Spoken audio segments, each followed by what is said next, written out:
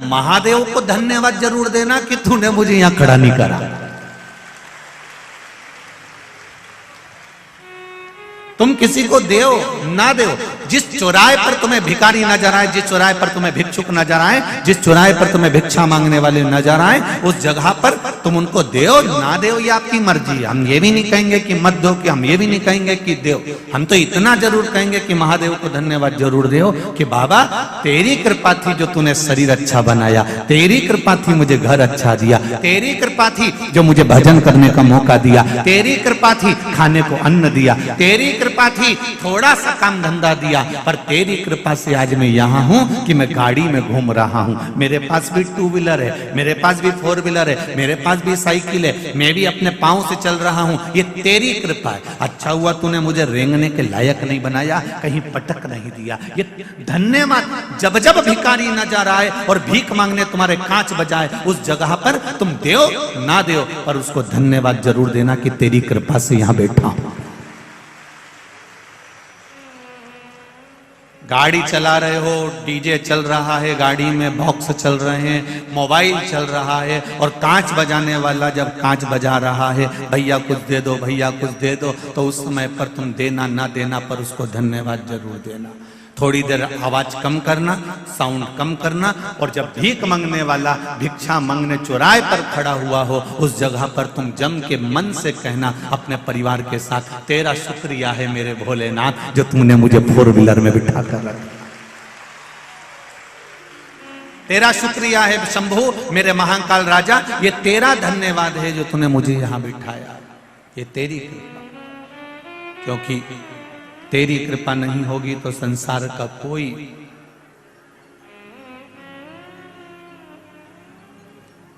सुख नहीं मिल सकता। तेरी दया है इसलिए आज मैं यहां बैठा हूं। तेरी दया, तेरी करुणा, तेरी उदारता है जो मुझे यहां मिला है। ये तेरी कृपा है।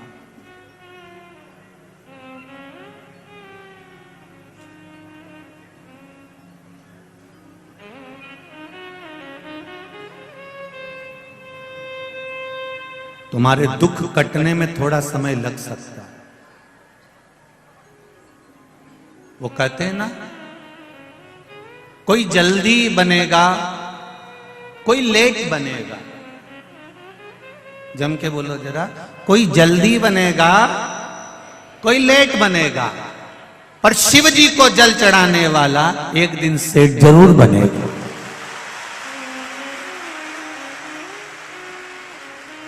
निश्चित है। वो लंका का राजा रावण राक्षस, असुर प्रवृत्ति का, जब उसे सोने की लंका मिल सकती है, एक चोरी करने वाला चोर शिव जी के मंदिर में चोरी करने आया शिवरात्रि पर, उसने अपना कपड़ा निकाल के जला के आग लगा के उजाला कर कर चोरी का सामान देखा, और शंकर जी उसे कुबेर बना सकते हैं। एक मृगा करने वाला, हिरण को मारने वाला, पेड़ पे चढ़कर रात भर अपने बच्चों के पेट भरने की तैयारी करता है। रात भर बेलपत्री के पेड़ से बेलपत्र गिरती है, पानी की छाजल में से बूंद बूंद पानी गिरता है, और नीचे पड़े कंकर पर वो जल चढ़ता गया, और शिवरात्रि के दिन शंकर जी प्रकट होकर उसका भंडार भर देते हैं। ये शिवरात्रि की कथा। किसी को लेट मिलेगा, किसी को बोलो बोलो जल्दी मिलेगा, पर मेरे महादेव को जल चढ़ाने वाले को एक दिन सेठ पद जरूर मिलेगा, निश्चित मिलेगा।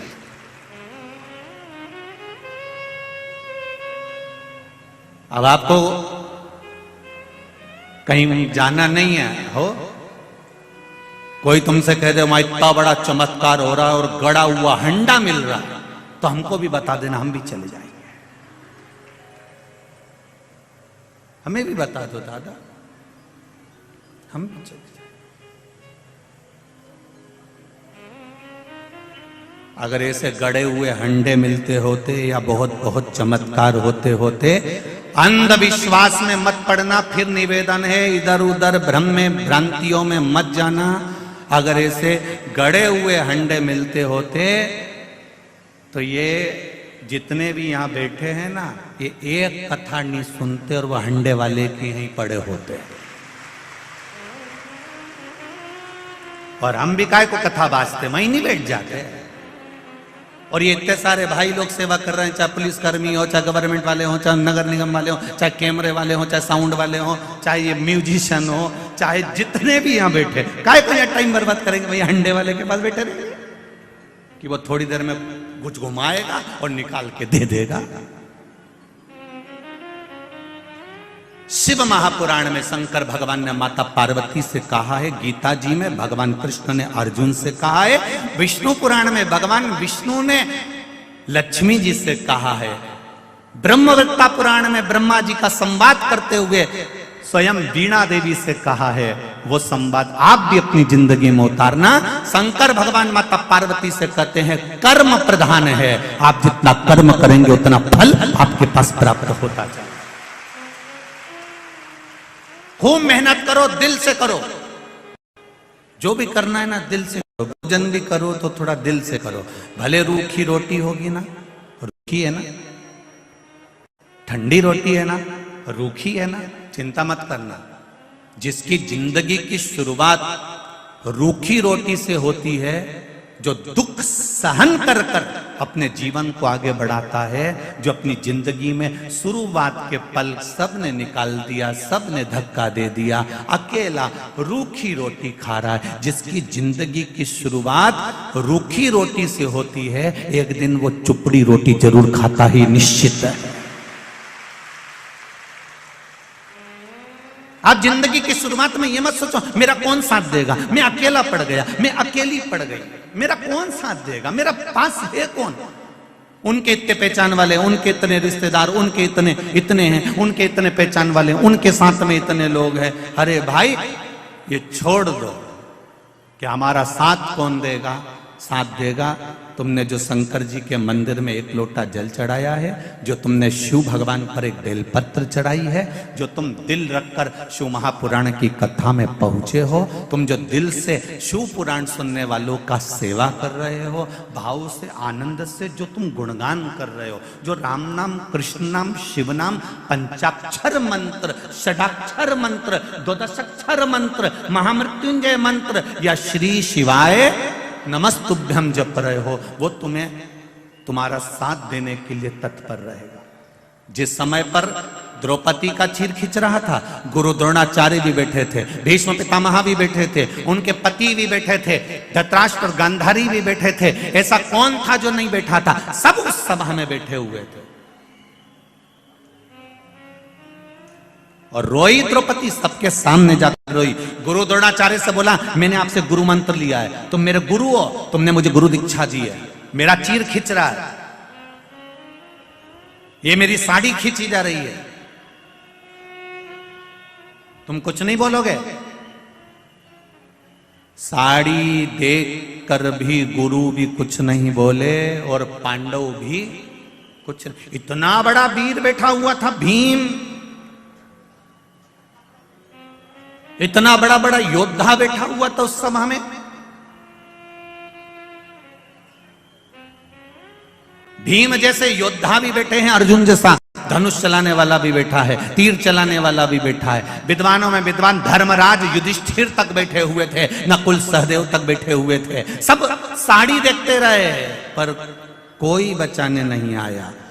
अंत समय में फिर मेरे भगवान को आना पड़ा। उसी तरह जैसे भीम, अर्जुन, नकुल, सहदेव, युधिष्ठिर, भीष्म पितामह और धृतराष्ट्र, गांधारी, गुरु द्रोणाचार्य जितने थे ना, सब साड़ी देख रहे थे पर बचाने कोई नहीं आया। उसी तरह अंत अवस्था में पलंग पर पड़े रहोगे, सब नाड़ी देखते रहेंगे पर बचाने कोई नहीं आएगा। साड़ी देखने वाले भी बचाने नहीं आए और नाड़ी देखने वाले भी बचाने नहीं आए। अंत समय में केवल मेरा देव अधिदेव मां आएगा।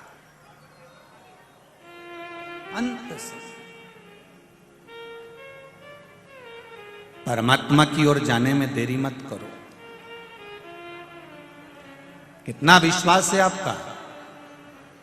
जितने लोग इस पूरे ग्राउंड में बैठे हुए लाखों की संख्या में, इससे डेढ़े पूरे ग्राउंड के चारों तरफ बाहर बैठकर ओटलों पर कथा सुन रहे हैं। जितने अंदर हैं उससे डेढ़े बाहर हैं।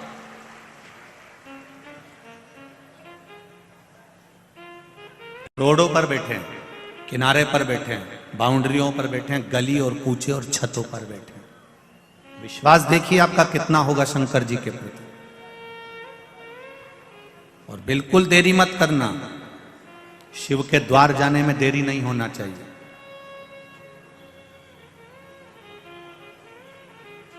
एक पत्र आया है, आज और कल का ही पत्र है, देख लीजिए।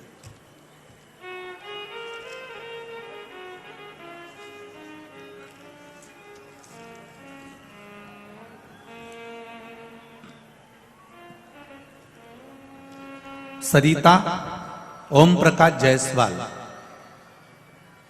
खजराना मंदिर के नजदीक इंदौर, मेरा मोबाइल नंबर ये लिखा हुआ है। कहीं बैठी हैं सरिता जी?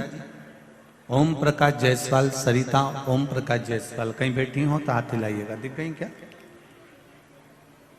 दोनों हाथ इस तरह से हिला दो, अगर कहीं बैठी हो तो दिख जाएंगे। हाँ दिख गए हो, दिख गए। श्री शिवाय नमस्ते।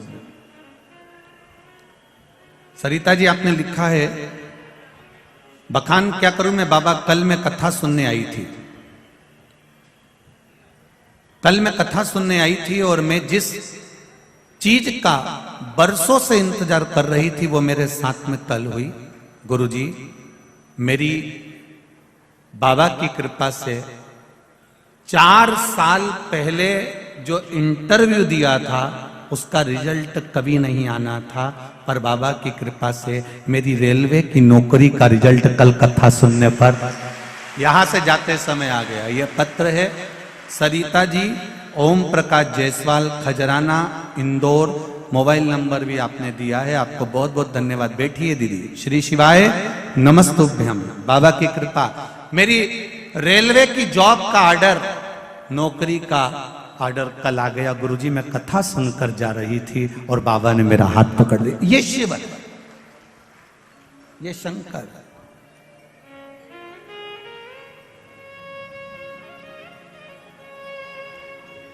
आपसे एक बात हमने पहले कथा में कही है, आप लोगों को स्मरण में है कि नहीं है? शिव कथा में जाओ,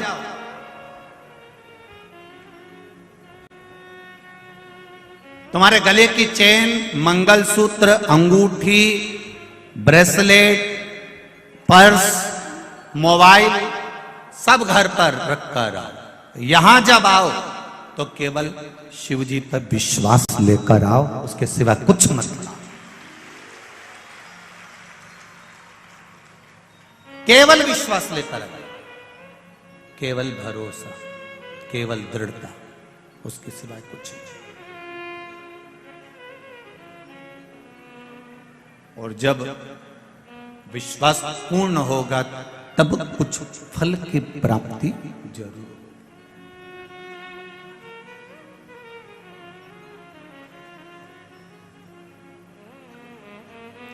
कथा सुनने आते हो और कहते हो कि हम तो भगवान पर पूरा विश्वास लेकर आए हैं, पूरा भरोसा लेकर आए हैं और कथा सुनने आए हैं। मुझे तो नहीं लगता कई लोगों को देखकर कि आप कथा सुनने आए हो। सवेरे 8 बजे से 7 बजे से 6 बजे से पंडाल में आकर बैठे हो, तो किसके लिए बैठे हो? कैमरे वाले के लिए?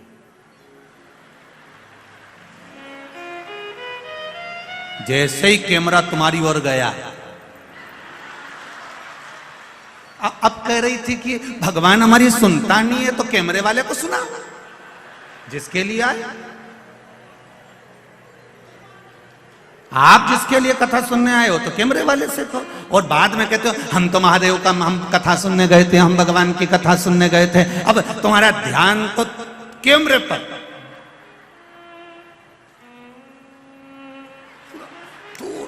तुरंत बस उसने कैमरा उधर करा और तुम्हारा ध्यान गया और तुमने तुरंत मुझे तो ऐसा लगता है कि घर पे बोल के आती होगी कि मैं सफेद कलर की बोतल हिला दूं, समझ लेना मैं यहीं बैठी।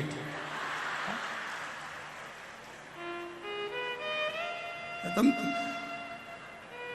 ए सुधर जाओ रे, और नहीं सुधरो तो सिधर जाओ रे, थोड़ा तो सुधरो।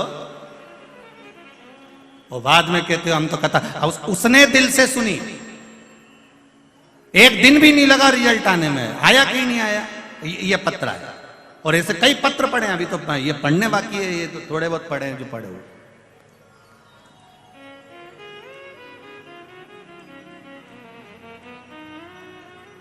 एक काय को टाइम बर्बाद करो रे, सुबह 9 बजे से घर से आ जाओ फालतू का, एक कैमरा वाला का चक्कर में आओ जबरदस्ती का। कौन के तुमको कि इनके देख के टाइम बर्बाद करो। कथा सुनना है तो दिल से सुनो, इशारा तुम्हारा नहीं होना चाहिए, इशारा मेरे महादेव का होना चाहिए, तो कथा का तो मतलब की कथा नहीं तो जरा से में कैमरा उनंग गया तुरंत कहा मतलब कैसा। शंभो शरण पड़ी मांगू घड़ी दुख काटो दया करी दर्शन आपो। एक माता ने पत्र में लिखा है, मैंने जो कथा वहां हुई थी पटवारी जी वाली, उस कथा को सुना था। उसमें मैंने बाबा से मांगा था कि बाबा मेरी बेटी का शादी नहीं हो रहा है, हम बड़े तकलीफ में थे गुरुदेव, सारे को दिखाया, कहीं बेटी का संबंध नहीं जम पाया।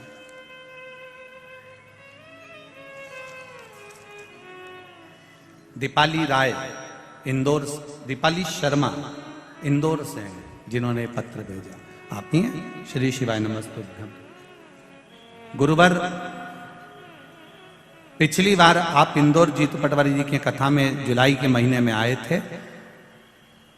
मैं क्या बखान करूं, भगवान शंकर से प्रार्थना करी थी कथा के पंडाल में बैठकर कि बेटी का संबंध हो जाए। कोई उसको मंगल बता रहा था, कोई कुछ बता रहा था, संबंध बहुत टाइम निकल गया था। कईयों ने कहा कि अब संबंध होने में तो देरी लगेगी, 2-3 साल और लगेंगे। तब बाबा की कृपा से मैं कथा में जाकर बैठ गई और मैंने कथा सुनी। उस कथा को मैंने जब जुलाई के महीने में श्रवण करी, बाबा से कहा, बाबा वो सियोर वाला महाराज कहता है कि 3 महीने में बाबा देता है, मैं भी आपका इंतजार करूंगी। और बाबा मेरी बेटी का संबंध 2.5 महीने के अंदर पक्का हो गया। मैं बाबा को प्रणाम करती हूँ। साधना शिव कृपा, बैठिए। श्री शिवाय नमस्ते। आप उसके भरोसे पर अगर कथा सुनने के लिए आए हो, विश्वास लेकर आए हो, फिर कहूंगा चैन सोने का सामान, कीमती सामान अपने घर पर रख कर आओ। यही कीमती सामान, ये सब संसार वालों को अच्छा लगता है, पर मेरे महादेव को तो केवल तुम्हारा एक लोटा जल ही अच्छा लगता है, इसके सिवा कुछ। और कई लोग कहते हैं अंदर बहुत भीड़ है, हम कथा सुनने के लिए कैसे आए। हम पहले भी कथा में कहे हैं कि कबड्डी जो होती है, यहाँ जितने बैठे हैं ना, मेरे जीजा वहाँ बैरू जितने बैठे हैं, और इन्हें खूब कबड्डी का एक रूल होता है कि दुश्मन की पाली में जाकर पाली को छूकर आना। तो करते कबड्डी कबड्डी कबड्डी कबड्डी करते, पाली छुए और वापिस आ गए। जो पाली छूकर आ गया और किसी की पकड़ में नहीं आया तो समझ लो कि वो जीत गया। ये निश्चित है, ये निश्चित था। आपसे भी निवेदन है, मान लो कोई कहे कि बहुत भीड़ है, साफ कथा में पांव रखने की जगह नहीं है, तो भी पाली तो छू के चले जाना। एक बार उसके दरवाजे तक आ गए, एक बार उसकी चौखट तक आ गए, शिव के शिवालय तक आ गए, उसके मंदिर तक पहुंच गए, उसकी चौखट तक पहुंच गए, उज्जैन महाकाल की नगरी तक पहुंच गए, फिर भले मंदिर गए ना गए, ओमकारेश्वर की धरा तक पहुंच गए, भले मंदिर गए चाहे ना गए, उसकी पाली तो छूकर आ गए, मतलब जीत गए निश्चित। तेरे मंदिर में आना मेरा काम है और मेरी बिगड़ी बनाना तेरा। तेरी चौखट पर मैं आ गया, अब दर्शन दिखाना तेरा काम है। कभी एयरपोर्ट जाना, फ्लाइट में बैठने के लिए जाओगे और अंदर जाकर एक बार तुमने तुम्हारी एंट्री कर ली, उसके बाद में तो एयरपोर्ट वाले तुमको ढूंढेंगे फ्लाइट में बिठाने के लिए कि दादा गया कहाँ, और तुम जाओ और बाथरूम में छुप के बैठ जाओ, मत मिलो। वो 25 बार अनाउंस करेगा, भेरू ओ भेरू, ने बार बार कहेगा कमला भाई किनांग है, ओके बुलाओ, ओके हवाई जहाज में बिठाना। तुम जाओ मत ही, तुम्हें जबरदस्ती पकड़ के हवाई जहाज में बिठाएगा, क्योंकि उसको मालूम पड़ गया तुम अंदर आ गए हो। अब तुम अंदर आ गए हो मतलब फ्लाइट तुम्हारे चक्कर में रुकेगी और तुमको बिठाकर ले जाएगी। इसीलिए तुमसे निवेदन, एक बार उसके दरवाजे तक पहुंच जाओ, फिर तो वो तुम्हें पकड़ कर ले ही जाएगा, ये निश्चित।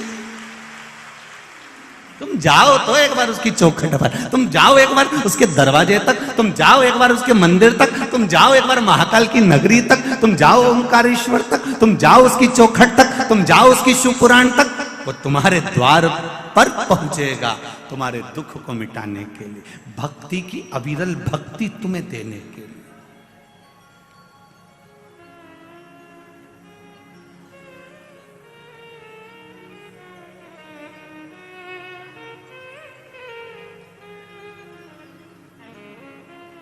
ये जो नजारा है आपका भक्ति का, ये पूर्व में कभी देखा नहीं।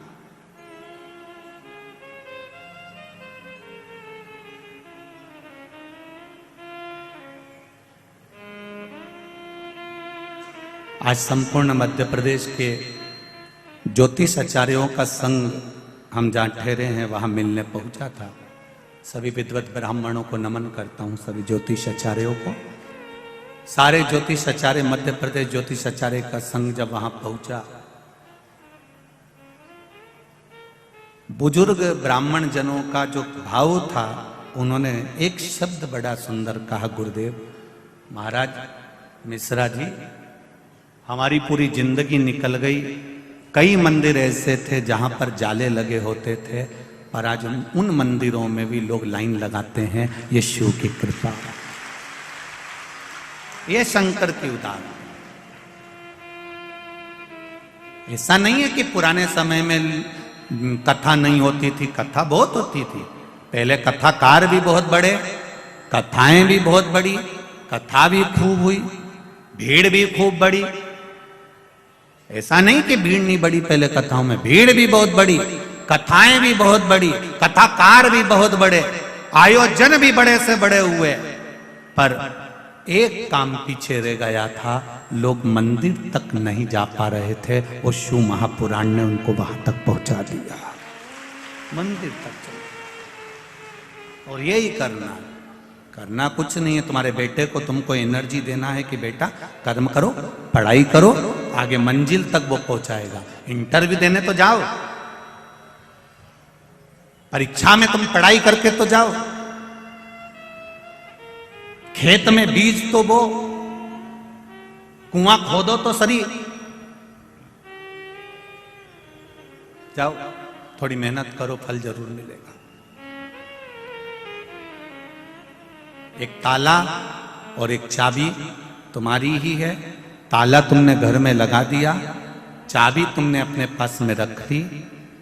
रोज रोज ताला खोलोगे तो वो चाबी लग जाएगी, और ताला लगाए हुए 4-6 साल हो जाएंगे, 8 साल हो जाएंगे। उसके बाद में जाके चाबी लगाओगे तो लगेगी क्या? उसमें फिर आप कहोगे इसमें जंग लग गया है, उसमें जंग लग गया, हवा भी लगी, पानी भी लगा, उसमें मिट्टी भी लगी। तो चाबी वही है, ताला भी वही है, बस उसमें वो लग नहीं रही, खुल नहीं रही। फिर तुम जब समझदारी करोगे तो क्या करोगे? अंदर से कहीं से तेल लेकर आओगे, और फिर वो तेल ऑयल उसमें ताले में डालोगे, फिर थोड़ा सा यूं यूं बजाओगे, बजाने के बाद भी नहीं खुले तो फिर चाबी को थोड़ा सा घिसोगे, फिर तुमने चाबी भी घिसी परंतु फिर भी नहीं लग रहा।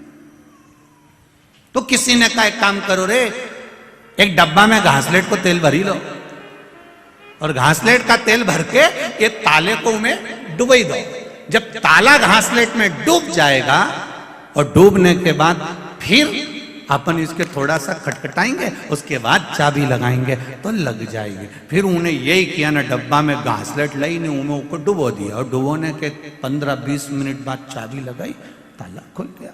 बस ये मन ताला है और भक्ति की चाबी है, इसको खूब लगाओ। इस मन में जब काम, लोभ, आसक्ति, वासना और तृष्णा जम जाती है तो ताला खुलता नहीं है, ये मन भगवान तक जाता नहीं है, खुल ही नहीं पाता। इसको बचपन में भी परमात्मा के पास ले जाओ, इसको जवानी में भी परमात्मा के पास ले जाओ, इसको अधेड़ी में भी परमात्मा के पास ले जाओ, इसको बुढ़ापे में भी भगवान के पास ले जाओ। कोई ये सोचे कि अभी कोई हमारी उम्र है, आराम से जाएंगे भगवान के पास। अभी कोई हमारी उम्र है, बचपन में भगवान का भजन कोई करता है, जवानी में कोई भगवान का भजन करता है, अधेड़ी में कोई भगवान का भजन करता है, तो समझ लेना ताले में जंग लग गई, फिर ये चाबी से नहीं खुलने वाली। फिर क्या करना पड़ेगा? तो क्या ये ताला नहीं खुले, ये मन, अगर ये चाबी, भक्ति की चाबी से ये मन नहीं खुल रहा है, ये मन परमात्मा तक नहीं जा रहा है, तो फिर शिव महापुराण में ले जाके इसको डुबकी लगवा दो, फिर ये मन पूरा की पूरा खुल जाएगा, ये निश्चित। इसको खोलना पड़ेगा।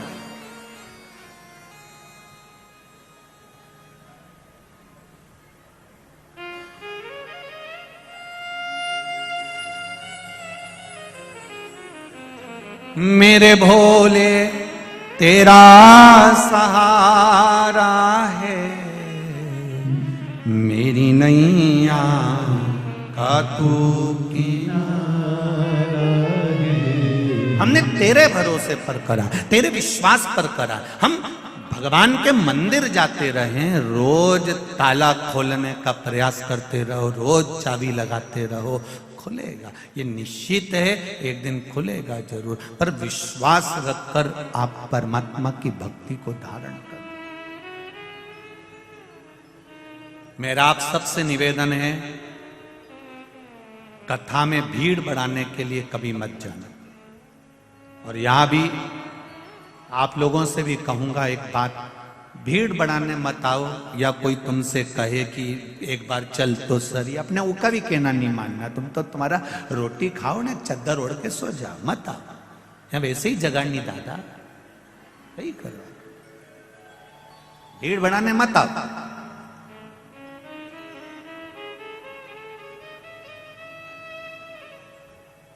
यहां भीड़ बढ़ाने की जरूरत नहीं है, यहां तो देव अधिदेव महादेव के पास आओ तो अपनी पीड़ा सुनाने आओ कि मेरे जीवन में ये दुख है बाबा, और मेरा विश्वास कहता है सारे दुखड़े तू हट गया डमरू वाले, तो मेरे दुख को देख कर क्यों डर गया डमरू वाले, तू मेरे दुख काटेगा ये निश्चित है। उसके पास में आओ तो दिल से आओ, शिव मंदिर में जाना तो दिल से जाना, शंकर भगवान की चौखट पर जाना तो दिल से जाना।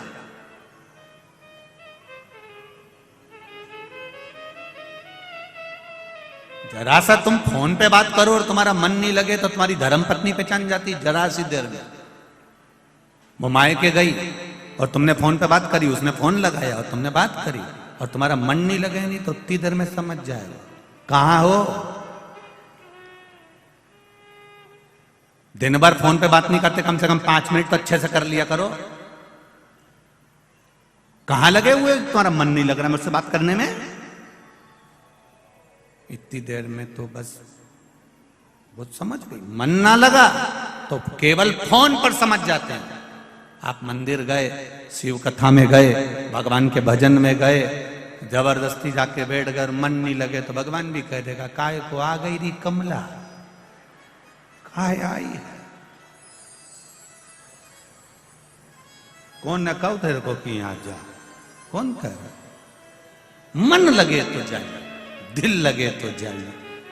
शिव के मंदिर में भी जाओ, जब घर से एक लोटा जल भर कर लेकर जा रही हो, परिंडे में से, हंडे में से, नल में से एक लोटा पानी भर कर लेकर जा रही हो, तो तुम्हारा दिल, घर के लोग पूछे कहां जा रही हो मां, बेटा कहां जा रहे हो? शिव मंदिर तक जा रही हूं, शंकर भगवान को जल चढ़ाने जा रही हूं, शिव से अपने हृदय की बात कहने जा रही हूं, क्योंकि मेरे दिल की बात कोई नहीं सुन सकता। जिससे कहूंगी वो हंसेगा, सुनेगा तो मेरा महादेव सुनेगा, उसके सिवाय कोई नहीं सुन सकता। कौन एक पत्र आया है, देखिए।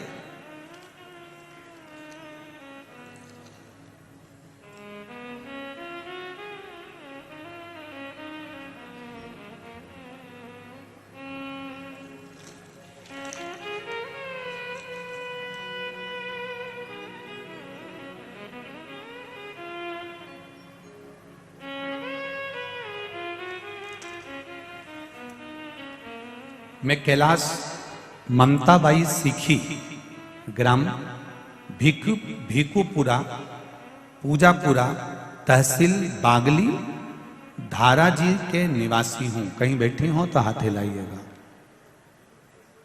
कहीं बैठी हो तो दोनों हाथ। आप ही हैं? श्री शिवाय नमस्तुभ्यम, दोनों हाथ हिला दो। हर हर महादेव। गुरुजी, शिव की महिमा का और आप क्या वर्णन करूं। मेरा लड़का 15 वर्ष का है जिसको लीवर में इन्फेक्शन हो गया था। उसको मैं एप्पल हॉस्पिटल इंदौर लाया, जहां डॉक्टरों ने जांच करने के बाद उसके बचने की कोई उम्मीद नहीं बताई। कह दिया आप इसको घर ले जाओ। फिर उसकी रिपोर्ट लेकर 2-3 बड़े अस्पताल में हम बताने गए। सभी डॉक्टरों ने मना कर दिया कि इसका लीवर काम करना बंद कर दिया, कुछ दिन बिल्कुल डैमेज हो चुका है, इसका लीवर बिल्कुल काम नहीं कर रहा, शून्य पर आ गया और ये अंतिम पड़ाव पर है, जाएगा। विशेष जुपिटर अस्पताल जो कि 3 इमली इंदौर में है, वहां पर भी गए और डॉक्टरों से बोला कि आप एडमिट तो करो, कम से कम मेरे बच्चे को देखो। तो भर्ती करने का मना कर दिया। भर्ती करने के फिर हमने जब बोला तब जाकर बाबा की कृपा से उनको भर्ती करने के जांचें शुरू हुई। डॉक्टर ने बोला इनका लीवर खत्म हो चुका है, जिसका कोई इलाज नहीं है, आप पैसे बर्बाद मत करो, आप इसे घर ले जाओ, इसे कोई भी डॉक्टर नहीं बचा सकता।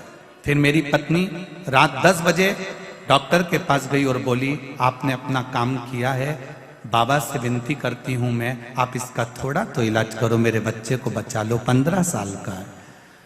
काम करने, डॉक्टर कहते हैं हमें अपना काम करने दो, आपको जो करना है करो, हम 2-1 दिन रखेंगे, बाकी इसको छोड़ देंगे।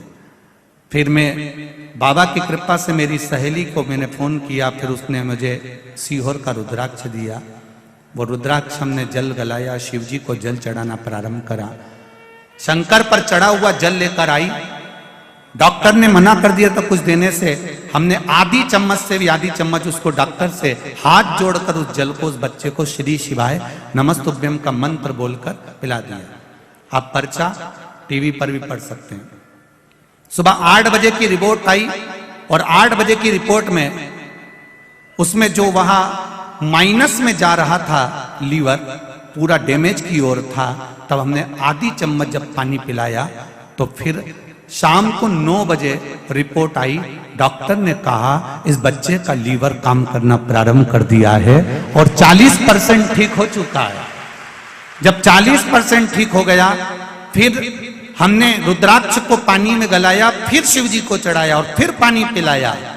डॉक्टर ने 4 दिन के अंदर, हमारे उन डॉक्टरों को भी धन्यवाद देती हूं जिन्होंने 4 दिन के अंदर मेरे बेटे का लीवर 100% काम करना प्रारंभ कर दिया और मेरा बच्चा स्कूल जाने लगा, छुट्टी हो गई।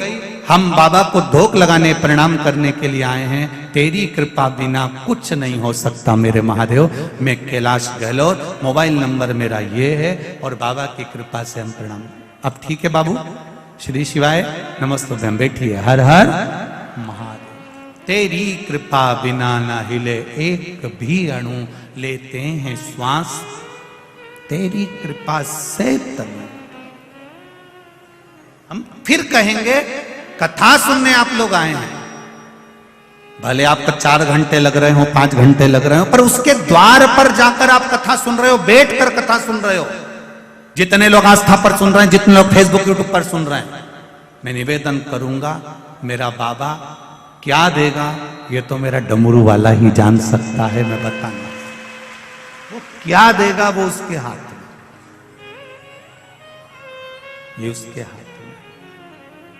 तेरी कृपा बिना न हिले एक भी अणु, लेते हैं श्वास तेरी कृपा से तनु तनु।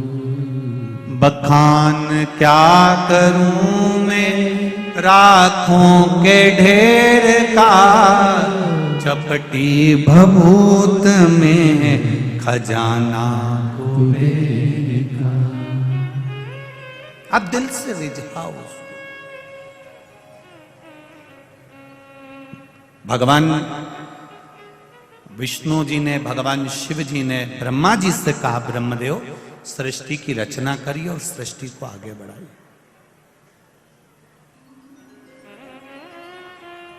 हमारा जन्म जिस लिए हुआ है वो कर्म हमको पूरा करना है।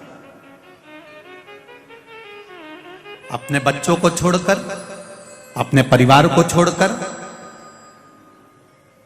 अपनी पत्नी या अपने पति को छोड़कर, अपने पुत्र पुत्री को छोड़कर, अपने कुटुंब और परिवार को छोड़कर हमें उनसे मुंह मोड़कर नहीं जाना। थोड़ा सा दुख आया और तुमने कह दिया मैं तो मर जाऊं तो अच्छा है, तो कौन मना कर रहा है? मरो नहीं, निपटो।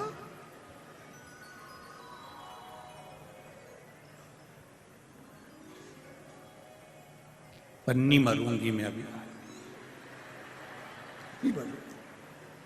अभी दिवाली पे तो हमने फ्रिज लिया है, फ्रिज का पानी दूसरा पिए और मैं यूं मरी जाऊं। नहीं मरो। मानव का शरीर मिला, इतना जोरदार मिला है। 84 लाख भी योनि है ये मनुष्य का शरीर। 83,99,999 योनि काटने के बाद ये शरीर मिला। कितनी योनियां काटी रे, माता का जू बने और किसी ने निकाल के ना ऊंटा पे धर के निपटा ही दिया। फिर खटमल बने ने खटिया में घुस गए और किसी ने घासलेट का तेल डाली ने धूप में पटकी दिया, निपट गया। मछली बने तो निपटा दिया, मच्छर बने तो निपटा दिया। कितनी योनियां ली, पर उस योनि में हमने नहीं किया कि मच्छर बोला। कभी तुमने कभी मच्छर से बात करना, मच्छर बोले कि मैं सुसाइड करूंगा? मच्छर भी नहीं बोले भले मैं नाली के पास पड़ा रहूं, भले मैं पड़ा रहूं, पर नहीं करूंगा सुसाइड, चाहे कुछ भी हो जाए, नहीं मरूंगा। मक्खी नहीं मरना चाहे तो तुम्हें कौन ने अक्ल दे दी कि जरा सा कर्जा बढ़ गया, जरा सा दुख बढ़ गया, जरा सा टेंशन बढ़ गया, जरा सी परेशानी आ गई और तुम क्योंकि मर जाऊं तो अच्छा। जब मच्छर नहीं मारे ना खटमल नहीं मरे, तुम काहे को मरो? नहीं मरो, जा। कर्जा ही हुआ है ना, देखा जाएगा। जिंदा रहेंगे तो चूकेगा, और अगर कर्जा लेके मर गए तो अगला जन्म भैंस का मिलेगा, और भैंस का जन्म मिलेगा तो जिसका कर्जा है उसी के घर में रहेंगे और वो सेठ जी दिन भर दूध निकाल निकाल के पिएगा। तो इससे अच्छा है कि मैं भैंस नहीं बनूंगी, मैं तो अगला जन्म मेरे को भैंस का नहीं चाहिए, तो मैं तो कर्जा चुका के मरूंगी। कोई तुमसे कहे कि कर्जा हो गया, इतना हो गया, चुकाना पड़ेगा, आएगा तब दूंगे, आएगा तब देंगे, मना नहीं है। हम बिल्कुल मना नहीं करें तुमसे कि हम नहीं देंगे, देंगे, पर आने दो जरा वो। तो इतनी जब तुम्हारे पास 1 रुपया भी नहीं है तो इतनी खुश होके तैयार वैयार होके कथा में क्या हो जाती है? नो सियोर वाला महाराज बोला है, भगवान की कथा में मुसद्दी लाल जैसे नहीं जाता।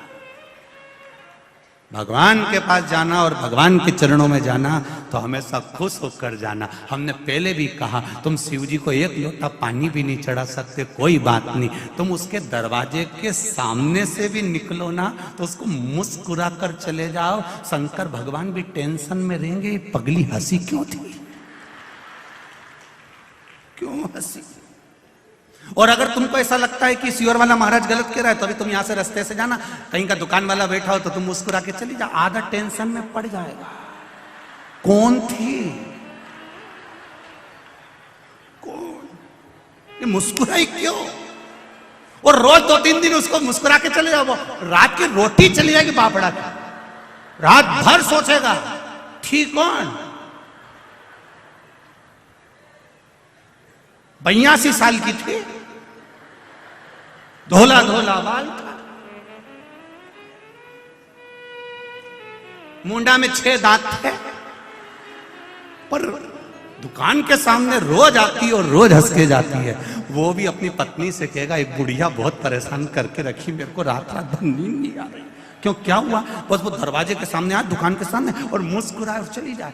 तुम मुस्कुरा दो, नींद उसकी गई जाए। तुम एक बार शंकर जी के मंदिर चल जाओ, पानी भी नहीं है, लोटा भी नहीं है, जल भी नहीं है, बेलपत्र भी नहीं है, पर रोना नहीं, उसके मंदिर में जाकर मुस्कुरा कर जाना, नींद उसकी उड़ जाएगी कि मेरा है, ये मेरा है। इतना कर्जा है इसके माथे पर, इतनी तकलीफ में चल रहा है, इतना दुख है इसकी जिंदगी में, तो भी मेरे मंदिर में मुस्कुरा कर आता है। तो पार्वती जी भी शंकर जी से कह देगी और मत सुनो, बेचारी रोज मुस्कुरा के आती है, इसलिए आती है कि तुम कुछ तो कह दो। शंकर जी ने भी कह दिया, आ जान दे मेरे मंदिर के सामने, आ जान दे जरा। और जो मंदिर के सामने मुस्कुरा कर गई, शिव जी ने भी कह दिया, जा अब ऐसी ही मुस्कुराती रहे जिंदगी भर आनंद कर। अब तुम रोज रो रो के जाओ, भगवान में तो गणी दुखी हुई गई, भगवान में तो बड़ी दुखी हो गई। तो भगवान पार्वती जी भी शंकर जी से कह रही, तो रोज का रोना यही है। भगवान भी कह देगा, ओ रोती रहे, जा मुस्कुराओ। उसके दरवाजे पर स्माइल प्लीज। फोटो वाला भी कहता है, कैमरा लेके 1 मिनट, कितनी देर लगे फोटो खींचना में? बोलो री इंदौर वाली जी जी, कितनी देर लगे फोटो खींचने में? 1 क्षण, केवल बटन दबी और फोटो खींच गया। अब इतनी सी देर लगी और फोटो वाले ने तुमसे कितनी बड़ी बात कह दी, ए अम्मा स्माइल प्लीज। फिर अम्मा तुरंत पल्लू वल्लू ले, अम्मा के भी मालूम है कि अगर फोटो बिगड़ी गया नहीं तो कई काम करनी, दादा कई काम करनी।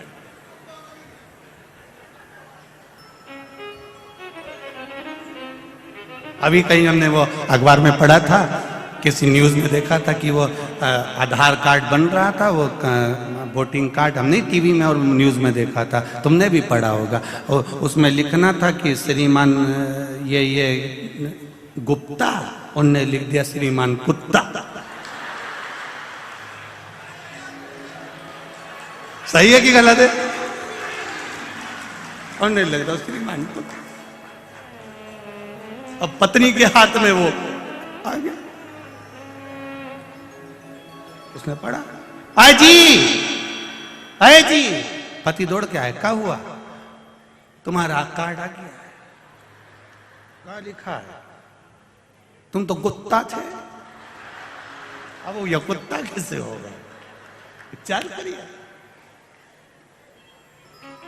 दादा, बच्चे रहो, अब तुमने ये कैसे लिख दिया? उसके द्वार तक जाओ, दुनिया कहे कहने दो, फोटो वाला 1 सेकंड लगाता, 1 सेकंड में खटका दबा, फोटो खींच गया। और फोटो खींचा, बस उसने बोला स्माइल प्लीज। उसने क्यों बोला? 1 मिनट की स्माइल 1 सेकंड की दी है और फोटो अच्छा आ गया। तुम्हारी 1 मिनट की स्माइल से अगर फोटो सुधर सकता है तो तुम्हारी 1 मिनट के भजन से जीवन सुधर सकता है। 1 मिनट का भजन तुम्हारे जीवन को सुधार सकता है। करो भजन, भगवान की भक्ति, 1 मिनट का समय निकालो, भगवान के मंदिर जाओ। हम पहले भी कहे 24 घंटा परमात्मा ने दिया है, 24 घंटा भजन नहीं कर सकते तो कम से कम 12 घंटा करो। 12 घंटा नहीं कर सकते तो 6 घंटा करो। 6 घंटा नहीं करो तो 3 घंटा। 3 घंटा नहीं करो तो 2 घंटा भजन करो। 2 घंटा नहीं करो तो 1 घंटा करो। 1 घंटा भजन नहीं करो तो 15 मिनट। 15 मिनट नहीं करो तो 5 मिनट। 5 मिनट नहीं करो तो 1 मिनट करो। और 1 मिनट भी नहीं करो तो चुल्लू भर पानी में डूब मरो। जब 1 मिनट तुम परमात्मा भजन नहीं करो तो क्या मतलब की? ऐसा जीवन किस काम का कि 1 मिनट भगवान के लिए नहीं निकाला। रोज अपने घर पर क्यों, मैं मंदिर जाऊंगी, भगवान शंकर को जल चढ़ाऊंगी, शिव जी को पानी चढ़ाऊंगी, मेरे बीच में कोई नहीं बोलेगा, मैं शंकर जी का गुणगान करूंगी, शिव मंदिर की ओर जाऊंगी।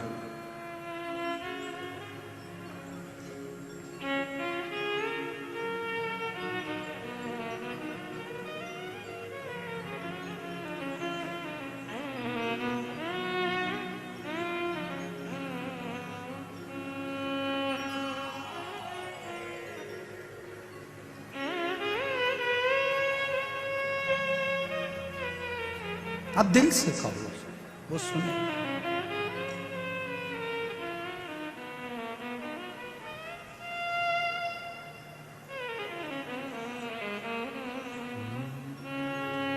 भगवान देवादिदेव महादेव ने ब्रह्मा जी से कहा, भगवान विष्णु ने ब्रह्मदेव से कहा, ब्रह्मा जी सृष्टि की रचना प्रारंभ करो, और यदि सृष्टि की रचना सही हो जाएगी तो यह निश्चित है कि यह संपूर्ण ब्रह्मांड का सुख प्राप्त हो।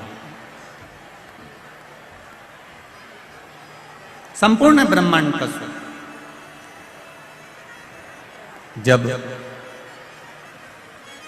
ब्रह्मा जी ने सृष्टि की रचना करी तो ब्रह्मदेव जी ने भगवान शिव जी से पूछा, भगवान शंकर जी से पूछा, बाबा आप ये बताइए कि सृष्टि की रचना करने के लिए मुझे करना क्या? भगवान कहते हैं कि पुरुष और स्त्री का निर्माण करना।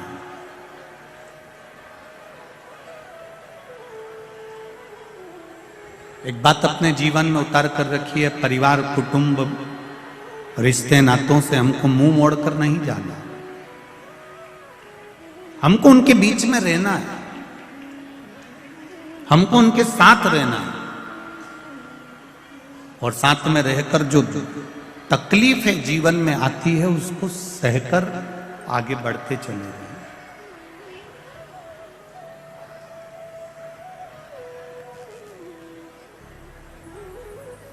देखा, ब्रह्मदेव से कहा सृष्टि की रचना करो। ब्रह्मा जी ने जंघा से मनु और शत्रुपा को प्रकट कर दिया, हृदय से दक्ष जी को प्रकट कर दिया। उत्तानपात, प्रियवत, देवहूति, प्रसूति, आकुति ऐसी कन्याओं का वर्णन है। हृदय से ब्रह्मा जी ने दक्ष को प्रकट किया।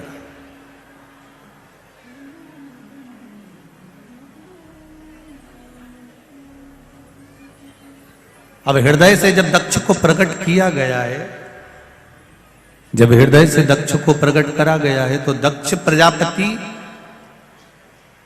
के साथ में माता प्रसूति का विवाह हुआ है। माता प्रसूति के गर्भ से जितने बच्चों ने जन्म लिया वो सारे की सारे संस्कारवान। इसलिए आज भी हॉस्पिटल में जहां बच्चा जन्म लेता है उस जन्म लेने वाले कक्ष के बाहर लिखा रहता है प्रसूति कक्ष, मतलब दक्ष प्रजापति की धर्म पत्नी का नाम आज भी हॉस्पिटल में प्रसूति कक्ष के रूप में लिखा होता है कि यहाँ माता प्रसूति के गर्भ से बच्चों ने जन्म लिया था तो वो सारे बच्चे संस्कारित थे। इस कक्ष में जो बच्चा जन्म लेगा वो भी संस्कारवान होगा, ये निश्चित है, ये निश्चित था। उसका नाम प्रसूति कक्ष रखा गया।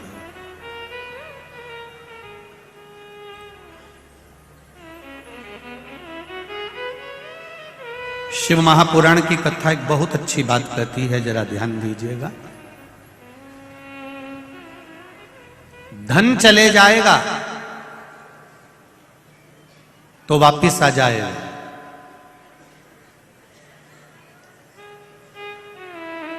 पर धर्म मत जाने देना। अगर धर्म चले गया तो बहुत मुश्किल से वापिस आएगा। धन वापिस आ सकता है पर हमारा धर्म गिरने ना दे।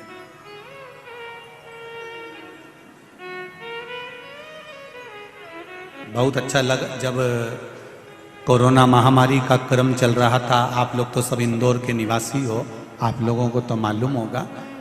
हम तो केवल कुछ थोड़ा बहुत अखबार अधिकाधिक से जो देख लेते हैं, मीडिया पर पढ़ लेते हैं, उसका स्मरण रहता है। कोरोना महामारी में कितना कितना त्राही त्राही मची, हर तरफ कहीं ना कहीं हाहाकार मचा हुआ था।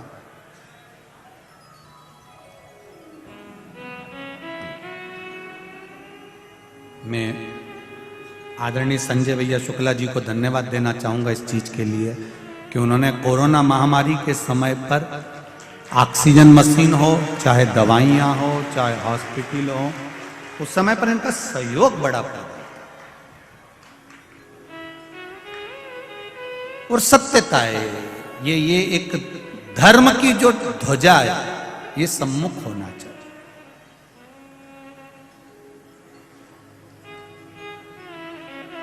धर्म की ध्वजा अग्रण्य होना चाहिए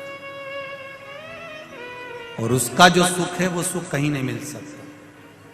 कल रात्रि को यहां पर बहुत सारे लोग सोए हुए थे, इंदौर वाले लोग, आप लोग तो दर्शन करने आते होंगे। रात्रि के समय पर यहाँ पर जो लोग सोते करते हैं, बाहर से आए हुए जो अतिथि लोग हैं वो भजन करते हैं, कीर्तन करते हैं रात भर। संजय भैया शुक्ला परिवार ने तो, उनके मित्र मंडली ने तो व्यवस्था करी है रुकने की भी और भोजन आदि की सब व्यवस्थाएं बाहर से आए हुए लोगों की करी है। पर फिर भी मेरे इंदौर के जो दानवीर हैं वो जब यहाँ पर रात्रि के समय पर आकर कोई बिस्कुट, कोई खिचड़ी, कोई कुछ बांट रहा था, उसके मैसेज जब हमारे सीहोर कुबेरेश्वर धाम पर गए, वीडियोस गए, बड़ी प्रसन्नता हुई कि मेरा इंदौर इंदौर है, ये साधारण नहीं है। आप दुनिया की सेवा कर रहे हो, मान रहे हैं, पर ये शंकर के जो भक्त हैं ये कोई साधारण नहीं है।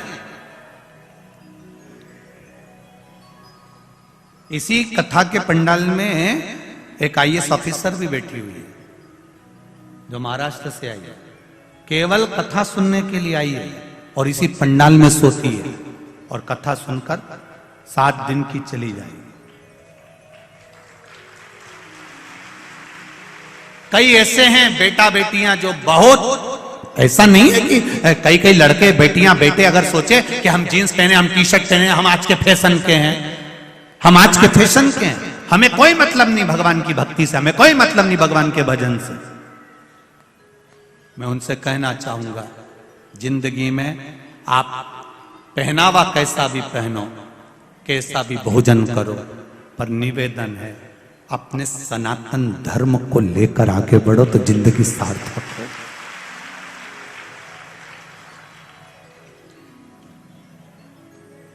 खूब वीआईपी बनो, पर इतने वीआईपी मत बन जाना री मेरी जीजियों कि श्रद्धा जैसे 35 टुकड़े हो जाए।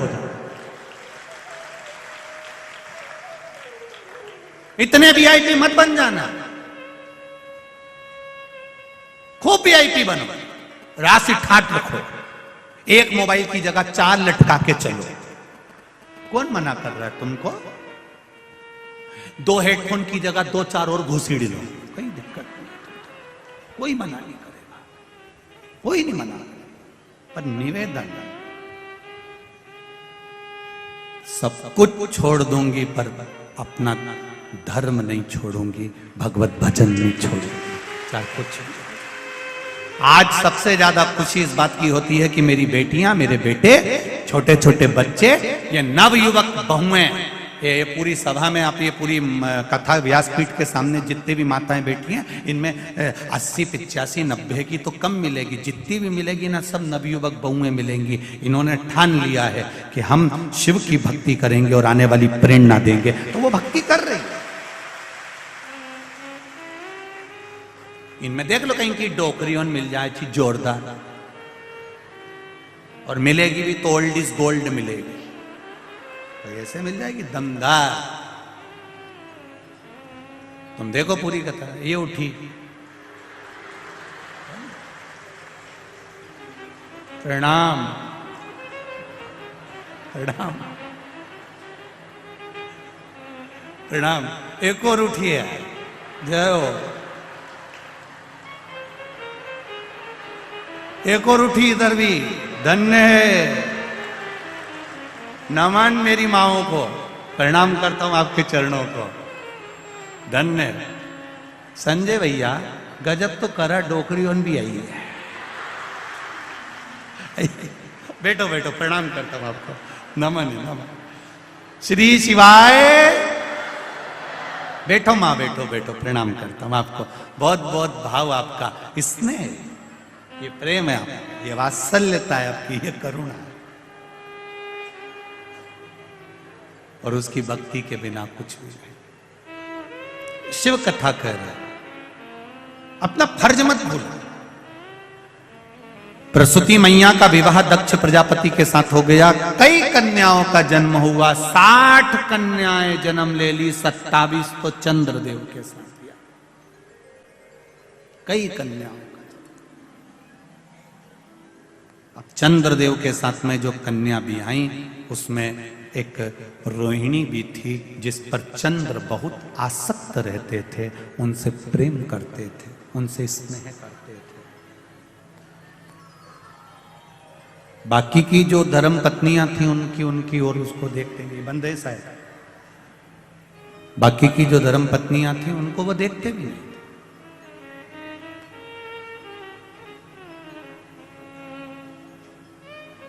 उनको देखना बंद कर दिया। केवल रोहिणी की ओर उनकी आसक्ति ज्यादा थी। सारी की सारी कन्याएं रोती बिलखती अपने पिता के पास में गई। पिताजी, मन में संशय है।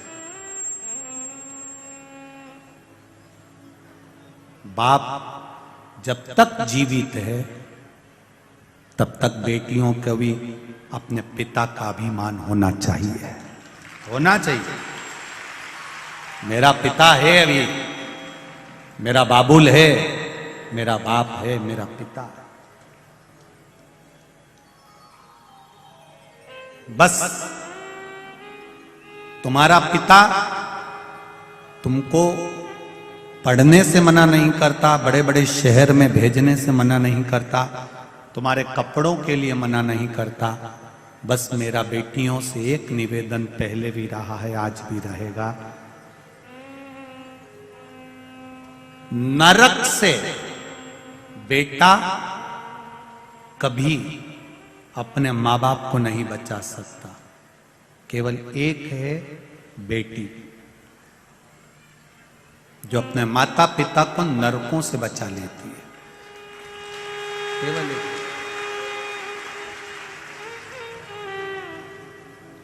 बेटी अपने माँ बाप को नरक से कैसे बचाती है? अपने माता पिता के द्वारा कन्या दान कराकर। दुनिया का सबसे बड़ा दान होता है कन्यादान। घर में अगर बेटी ने जन्म लिया है और उस बेटी का कन्यादान अगर माँ बाप ने नहीं किया है, तो माता पिता को 94 तरह के नरक भोगना पड़ते हैं। ये बेटी ही है जो अपने माँ बाप को नरक से बचा सकती है। आप रहो, कितने भी वीआईपी रहो, कितने भी ठाट से रहो, तुम कितने भी एंजॉय करो अपनी जिंदगी का, पर जब विवाह संबंध का समय आ जाए तो अपने माँ बाप के से जाकर कह देना, पापा आप बोलोगे, माँ आप बोलोगी, विवाह में वहां करूंगी। तब कन्यादान का मौका अपने माँ बाप को जरूर दो, जिससे आपके माता पिता को नरक ना भोगना पड़े, नरक ना भोगना। बेटी को अगर जीवन में दुख होता है ना, बेटा मां को प्रिय होता है, बेटी बाप को प्रिय होती है।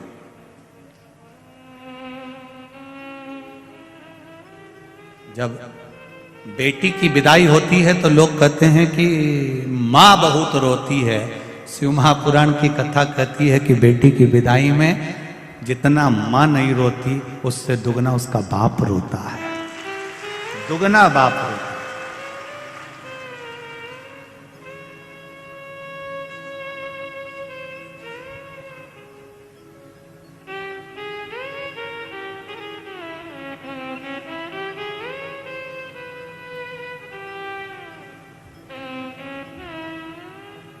पिता पुत्र को पूरी वसीयत दे देता है,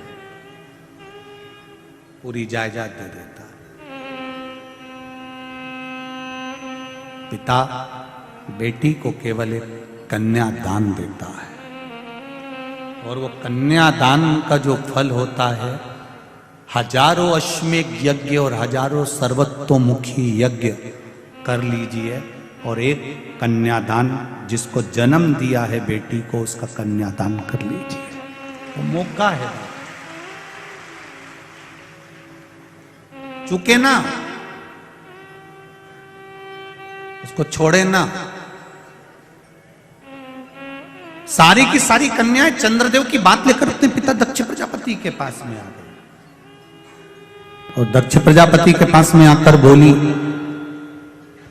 दक्ष प्रजापति के पास में आकर कहती हैं, पिताजी हमको थोड़ा सा दुख है। क्या दुख आ गया बेटी? बाप के रहते अगर बेटी को दुख भोगना पड़े तो वो बाप किस काम का?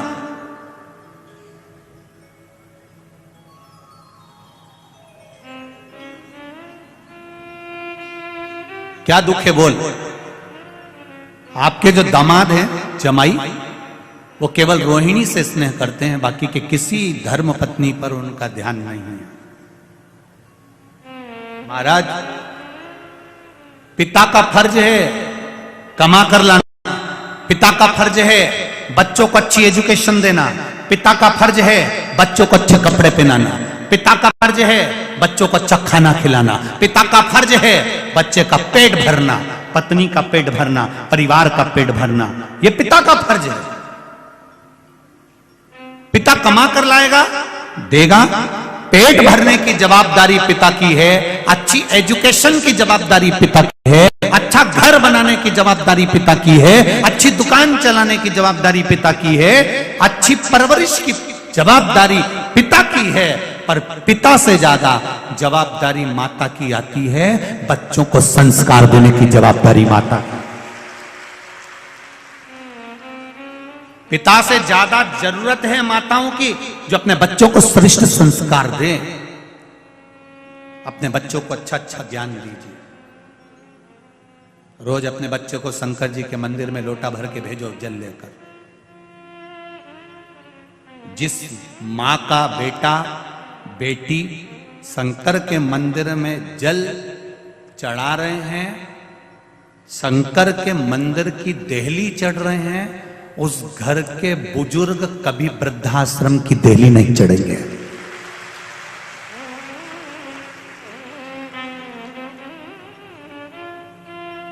जिस घर के नवयुवक बेटा बेटियां, जिस घर के बच्चे शंकर के मंदिर की देहली चढ़ रहे हैं, शिव मंदिर में जा रहे हैं, एक लोटा जल चढ़ा रहे हैं, सफाई कर रहे हैं, शंकर के मंदिर में बेलपत्री चढ़ा रहे हैं, दिया लगा रहे हैं, उस घर का बूढ़ा आदमी कभी वृद्धाश्रम नहीं जाएगा। क्योंकि वो शंकर के मंदिर में रहकर जब सेवा करना सीख जाएंगे, शिव मंदिर में जाना सीख जाएंगे, अपने धर्म की ओर अग्रण्य हो जाएंगे, तो ये मेरा विश्वास कहता है कि वो कभी वृद्धाश्रम में अपने माँ बाप को नहीं भेजेगा, कभी नहीं भेजेगा। पढ़कर बढ़कर भी नहीं भेज सकता। लगाओ अंदाजा। तुम्हारे इंदौर में वृद्धाश्रम है? जाकर घूम के आना। भोपाल में भी है, सीहोर में भी है, सारे शहरों में वृद्धाश्रम है। एक बार घूम कर आना। किसी सब्जी बेचने वाले के माँ बाप उस वृद्धाश्रम में नहीं मिलेंगे, किसी ठेला चलाने वाले के माँ बाप वृद्धाश्रम में नहीं मिलेंगे, किसी जूता बनाने वाले के माँ बाप वृद्धाश्रम में नहीं मिलेंगे। वृद्धाश्रम में अगर बूढ़े मिलेंगे तो किसी अच्छे अच्छे पढ़े लिखी औलादों के माँ बाप वृद्धाश्रम में मिलेंगे। गवारों के नहीं, जो पढ़े नहीं है, लिखे नहीं है, कुछ नहीं है उनके पास में, ठेला चलाते हैं, तो भी कह देते हैं भूखा मर जाऊंगा पर अपने माँ बाप की सेवा करूंगा। कुछ नहीं है तो भी माँ बाप की सेवा में लगे हुए हैं। और आज के पढ़े लिखे जो कभी मंदिर नहीं गए, कभी देवालय नहीं गए, पूरी जिंदगी हम अप टू डेट बन के रहेंगे, अपने माँ बाप को वृद्धाश्रम में छोड़ दिए, तो तुम्हारी औलाद तुम्हें छोड़ेगी रे भेरू, छोड़ेगी।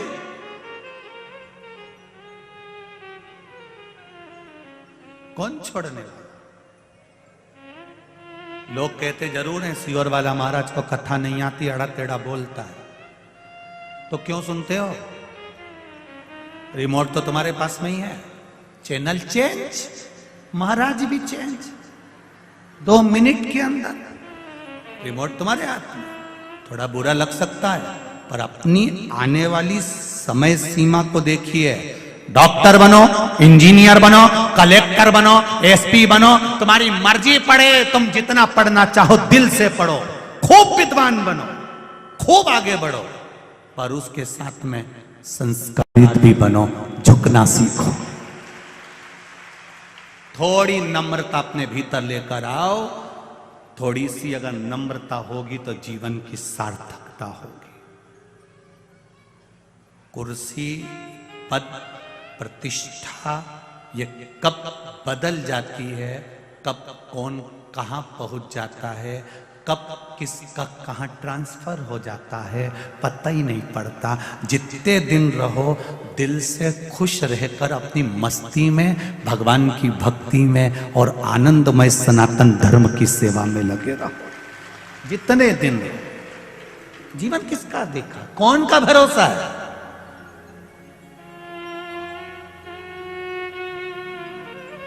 पापड़ बने कि बने रह जाते हैं रीजीजियों, बड़ी की भरी बरनी रखी रह जाती है। आम का अचार डाला था, पूरा भरा की भरा रह गया और काकी नहीं पड़ जाती, सब धरा रह गया। कौन खाएगा, कौन पिएगा, पापड़ कौन सेकेगा, सब गया, गए। जीवन चला। अभी तुमने देखा ये कोरोना महामारी में कितना पैसा था लोगों के पास में, एक पलंग नहीं मिल पा रहा था हॉस्पिटल में, एक पलंग, एक वेंटिलेटर नहीं मिल पा रहा था। करोड़ों का धन होकर भी अगर कुछ नहीं है तो क्या धन की कीमत है। और ये देखा भगवत भजन, जिसने भगवान की अविरल भक्ति धारण करी, जब कोई नहीं आता तब मेरा डमरू वाला आता है और डमरू बजाकर चला जाता है। क्या है वो? दक्ष प्रजापति ने अपनी बेटियों को समझाया, तुम चिंता मत करो, तुम क्यों रोती हो, क्यों रोना। मैं दामाद को बुलाऊंगा, मैं चंद्रदेव को बुलाऊंगा। 12 ज्योतिर्लिंग में प्रथम ज्योतिर्लिंग है सोमनाथ। सोमनाथ का मंदिर बाद में, पहले चंद्र कुंड पहले। सोमनाथ कौन कौन गया होगा, गए हो प्रथम ज्योतिर्लिंग का दर्शन करने, तो दर्शन करे होंगे आपने सोमनाथ में चंद्र कुंड के, जिस चंद्र कुंड से भगवान शंकर का शिवालय, भगवान शंकर का शिवलिंग जल के ऊपर आनंदित होकर ठहरता है।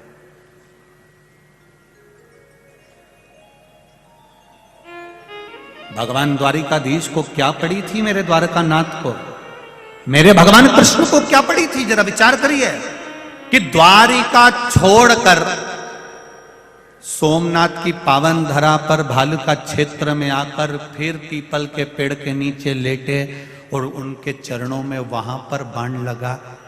जरा विचार करो, जन्म कहाँ हुआ, कारागार में, मथुरा से गए वृंदावन, वृंदावन गोकुल करते बरसाना गोवर्धन, ब्रजभूमि को त्याग कर मथुरा, मथुरा से फिर द्वारका, द्वारका के बाद भी प्राण त्यागने के लिए आए तो सोमनाथ की पावन धरा पर आए।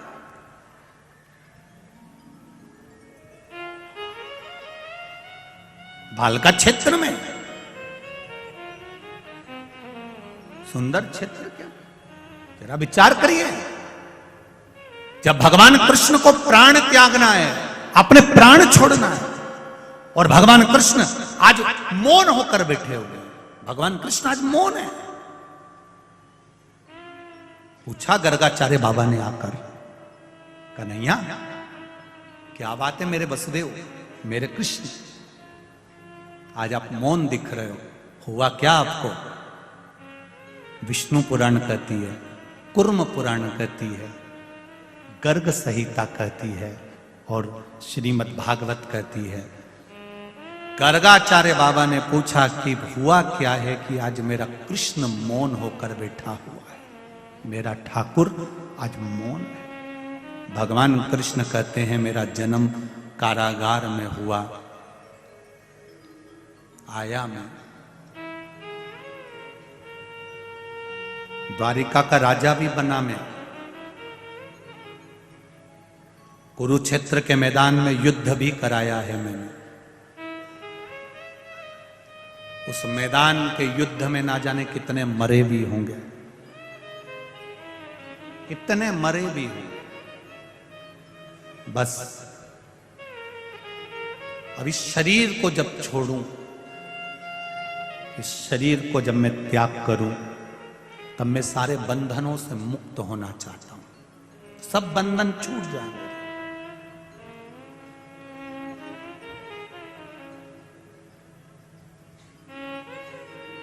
गर्गाचार्य बाबा ने पूछा कि बंधन कहां छूटते हैं, आपको मालूम है? भगवान कृष्ण से पूछा जा रहा है कि बंधन कहां छूटते हैं, आपको मालूम है? भगवान कृष्ण कहते हैं, हां, मुझे मेरे पिता नंद बाबा ने यह बताया था कि शिव के द्वार पर जब हम एक कदम चलकर जाते हैं तो जिंदगी के ना जाने कितने पाप और कितने बंधन कट जाते हैं। ना जाने कितने पाप और कितने बंधन केवल शंकर के द्वार जाने से कट जाते हैं। अभी आपको कथा के शुरू में कहा था कि कबड्डी खेलने वाला पाली छूकर आता है। दुनिया के लोग कहें बहुत भीड़ पड़ रही है, ग्राउंड में जगह नहीं है, तो भी निवेदन है आधे घंटे की सुनने आना। रोड पर खड़े होके तो सुनोगे, द्वार तक तो पहुंचोगे, दरवाजे तक तो पहुंचोगे, उसकी चौखट तक तो पहुंचोगे, बस उसका सानिध्य एक पल का, एक घड़ी का, एक क्षण का मिल जाए, फिर वो जाने मेरे बंधनों से टूट जाता है, सारे पाप समाप्त हो जाते हैं। कहां? शिव के द्वार पर पहुंचने से, शंकर की कथा तक पहुंचने से, शिवालय तक पहुंचने से, भगवान की देवालय तक पहुंचने से बंधन मुक्त हो गया। और होता है, संसार के जितने लोग मरने के बाद शमशान जाते हैं वहां पर बंधन छूटते कि नहीं छूटते, इनसे पूछ लो। ये जितने लोग जाते हैं आग लगाने के लिए मुर्दे में, उनसे पूछना। पहले चतुर लोग पूरे बंधन काट दो, धागा काट दिया, ये काट दिया, वो काट दिया, कपड़े वपड़े सब फाड़ फुड़ा दिए, बेकार सब उतार के चंदन का बूरा लगा दिया, घी चुपड़ दिया, सब कुछ आंखों पे कपूर रख दिया, ने निपटा ही दिया, ने जला दिया, आग लगा दिया, सब बंधन से मुक्त। अब बेटा रोते रोते कह रहा है शमशान में पिताजी जल गए, ताऊ, काका, दादा, परदादा आग लगा दी तुमने, अब यहां कौन रहेगा? मेरा दादा अकेला रहेगा। तब परिवार के लोग कहते हैं ऐसा मत बोलो, अब यह बंधनों से मुक्त हो गया है। बच्चे ने पूछा बंधन से मुक्त कब होता है व्यक्ति? तो कहा जब वो शिव की शरण में जाता है। शंकर भगवान शमशान में रहते हैं, जो उनके पास गया वो बंधनों से मुक्त हो गया, फिर कोई बंधन, कोई बंधन।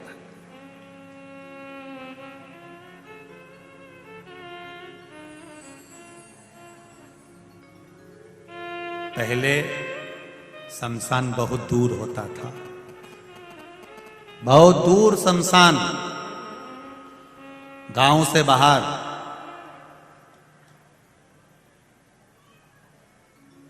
अब बड़े बड़े शहरों में तो गांव से बाहर कहां जाएंगे, तो गांव के अंदर ही। अब धीरे धीरे लोग बस्ती बस्ती चली गई, बसते चले गए, पास में ही शमशान हो गया, बिल्कुल नजदीक।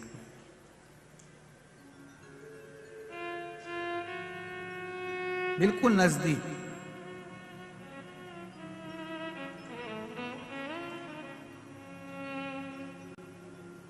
पहले लोग शमशान से डरते थे,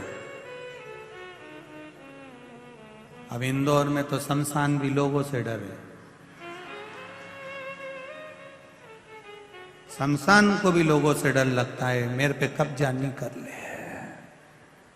इंदौर में तो लोग शमशान भी डरे कि ये कहीं इनका मन एक शमशान पे नहीं आ जाए और यहाँ पे कॉलोनी नहीं काट दे।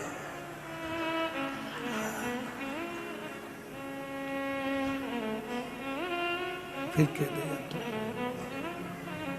फिर कहीं का कहनी साहब ये तो शमशान था और केस लड़ने में जिंदगी निकल जाए।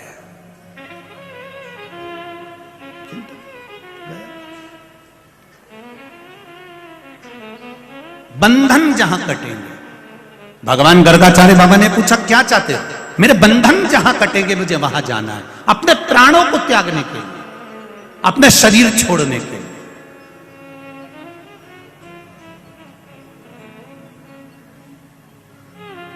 कहां जाना चाहते हो? शंकर का द्वार। द्वारका से बहुत दूर नहीं, नजदीक है भालका क्षेत्र। आप लोग गए होंगे, जो लोग सोमनाथ जी गए होंगे वो जानते हैं। थोड़ा सा गूंज कम करिए। जो सोमनाथ जी गए होंगे उनके स्मरण में होगा, जहां भगवान कृष्ण के चरण में बाण लगा है पीपल के वृक्ष के नीचे, वहां पर आप लोग भी दर्शन करने गए होंगे। कौन कौन गए? हाथ उठाइए। हाँ, गए गए गए, चलो ठीक है, दल बहुत सारा हो, वहां गए हो। तो तुमने कभी विचार करा कि भगवान तो द्वारका में रहते थे, ये द्वारका छोड़कर यहां क्यों आए? यहां पीपल के वृक्ष के नीचे टेका लगा के बैठे हाथ का, और चरण पर चरण और बाण लग गया। कभी विचार किया तुमने कि अपन दर्शन तो करे? पर ये समझ में नहीं आया कि वो द्वारका, और द्वारका से इतनी दूर आके इन्होंने यहां सोमनाथ के पास में अपने प्राणों को त्यागा। कारण क्या था?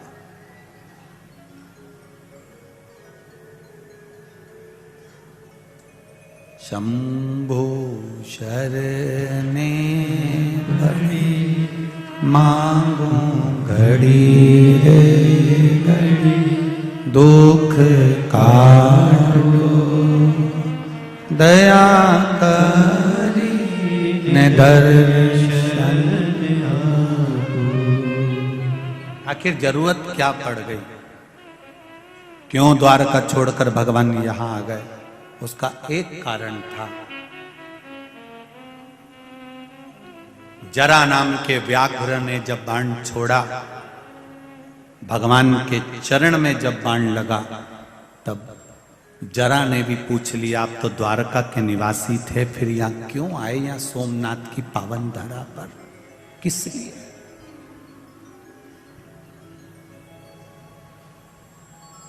भगवान कृष्ण ने कहा, जरा तू रो क्यों रहा है? जरा नाम का व्याघ्र कहता है कि रोना इस बात का आ रहा है कि मैंने आपके चरणों में बाण लगा दिया, आपको कष्ट कितना हो रहा होगा। भगवान कहते हैं त्रेता का बंधन आज सोमनाथ की पावन धरा पर आकर द्वापर में टूट गया। मैंने, भगवान कह रहे हैं, राम अवतार में मैंने तुझको छुपकर बाण मारा था बाली, आज तूने छुपकर मुझे बाण मार दिया। ये सोमनाथ की धरा है, बंधन टूट गया। एक बात अपने जीवन में उतार कर रखिए, जितने लोग आस्था चैनल पर कथा सुन रहे हैं, जितने फेसबुक यूट्यूब पर सुन रहे हैं, और जितने लोग इंदौर की यह पावन धरा पर मां अहिल्या की गोद में बैठकर कथा सुन रहे हैं, उनसे निवेदन करना चाहूंगा, आप जब, जैसे प्रत्येक मनुष्य प्रतिदिन पाप करता है, झूठ भी रोज बोलेगा, कपट भी रोज करेगा, बेईमानी भी रोज करेगा, प्रपंच भी रोज करेगा। हम कितना भी मना कर दे, सियोर वाला महाराज कितना ही बोल दे कि तुम झूठ मत बोलो, तो तुम नहीं मानो कहीं तुम रेंदो रे दादा। अभी 2 मिनट में फोन उठाओगे, कोई पूछ ले कहां है, दुकान पे बैठा, और बैठे यहीं, कहीं का गाड़ी चलाते चलाते फोन लगा रहे, कहां हो? बस पलासिया तक पहुंच गया, कहीं नहीं पहुंचा, राजवाड़ा पे पड़ा। इतना झूठ, पल पल झूठ। अब इतना झूठ बोलो और तुम सोचो कि शिव पुराण की कथा सुनवाने में तो तरीज जाऊंगा, ये झूठा हुआ।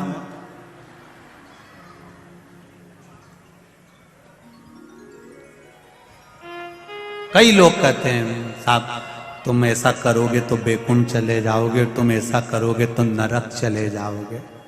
हौरे दादा, आज का जमाना का लोग तुरंत कह देते हैं क्यों बैकुंठ की नंगे, घूम के आ जाऊंगे एक बार, और नरक किधर है वो भी घूमी आऊं। शिव महापुराण में ये नहीं लिखा कि तुम शंकर भगवान को जल चढ़ाओगे तो तुम बैकुंठ चले जाओगे। सुनना जरा अच्छे से। और कहीं का महाराज के तो उसके चरण भी पकड़ लेना, कहीं नहीं। शिव महापुराण में यह नहीं लिखा कि शिव जी को जल चढ़ाओगे तो बैकुंठ चले जाओगे, शंकर भगवान पर बेलपत्र चढ़ाओगे तो बैकुंठ चले जाओगे, शंकर भगवान का अभिषेक करोगे तो बैकुंठ चले जाओगे। शिव महापुराण में लिखा है शिव जी को जल चढ़ाओगे या बेलपत्र चढ़ाओगे या अभिषेक करोगे तो पूर्व में हमने कोई पाप करा हो या हमारे जीवन में कोई दुख चल रहा हो तो वो मिट जाता है। बैकुंठ जाने का नहीं कहा। और दूसरी बात सुन लीजिए, शिव महापुराण एक बात और कहती है, जब तुम प्रतिदिन भगवान शंकर पर जल चढ़ाते हो या भगवान का भजन करते हो या भगवान की कथा तक या शिवालय तक मंदिर तक जाते हो तो शिव महापुराण की कथा कहती है तुम्हें बैकुंठ जाने की कोई जरूरत नहीं है, बैकुंठ वाला तुम्हारे पास आएगा। अंत समय प्रभु आना पड़ेगा, वचन दिया तो निभाना पड़ेगा। आए ना आए प्रभु कुटुंब कबीरा, अंत समय प्रभु आना पड़ेगा, वचन दिया तो निभाना पड़ेगा। आप बैकुंठ जाएंगे कि नहीं जाएंगे ये हमको नहीं मालूम और हम जानते भी नहीं है, क्योंकि हम बैकुंठ गए भी नहीं जी, और जो गए वो आए नहीं जी। तो हम ये कभी नहीं कहेंगे आपसे कि आप बैकुंठ, हाँ इतना जरूर कहेंगे तुम शंकर की भक्ति करो, तुम शिव का भजन करो, तुम शिव का अभिषेक करो, तुम शिव भक्ति में लग जाओ। ये निश्चित है, निश्चित। वो डमरू वाला, वो बैकुंठ वाला, वो इंद्रलोक वाला तुम्हें ढूंढते ढूंढते तुम्हारे पास पहुंचेगा। कल कथा में कहा था ड्रेस और एड्रेस सही रखना। आपका एड्रेस होना चाहिए शंकर का मंदिर, शिवालय, शिव पुराण। तो भगवान भी ढूंढता ढूंढता आ जाएगा कि कमला बाई कहां बैठी है। निश्चित है वो ढूंढता हुआ। अब तुम एड्रेस ही सही नहीं रखो तो बाबा बड़ी आफत है। फिर कहां ढूंढोगा साहब, ढूंढना।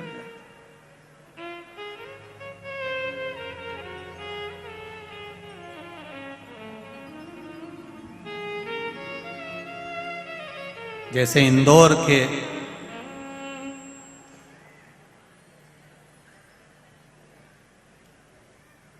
कोई अगर इंदौर के कहीं साधारण छोरा छोरी के अगर कहीं का बेवकूफ बनाना चाहे तो कोई बने में, कोई नहीं बने।